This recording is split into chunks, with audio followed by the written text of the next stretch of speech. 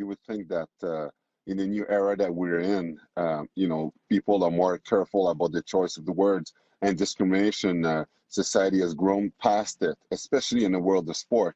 The good old hockey game may be the best game you can name, but it might be those old and intolerant views that are hurting the sport.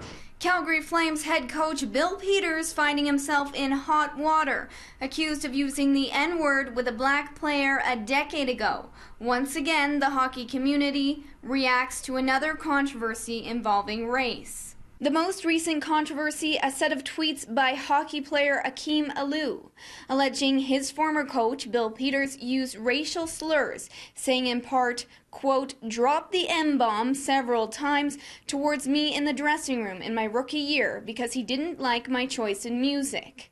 Alou going on to allege that when he, in his words, rebelled against Peters, the coach effectively ended his pro career before it really started. I mean, to be anybody, but just in his situation and where you're dealing with that and then getting sent down a league lower, potentially because of that is, I mean, it's a travesty. It's terrible. On the heels of Don Cherry's controversial comments, this is just another blow to the sport. And for many minority players in the league, racism is not something that they have been sheltered from. Winger Joe Ward dealing with these racist tweets. And in 2012, a banana thrown on the ice as Wayne Simmons went for a shootout. In August, Sharks forward Evander Kane took to Twitter after he was taunted by fans both online and in the stands, saying this isn't a new development. Quote, "There is a focus on racism in football, basketball, and baseball, but in the hockey world it's easier to ignore, dismiss, and forget. But let's face the facts, hockey is a white sport.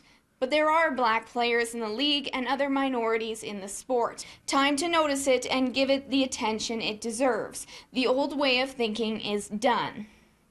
I've been saying this for a long time. Abuse is ripe throughout every single level of hockey.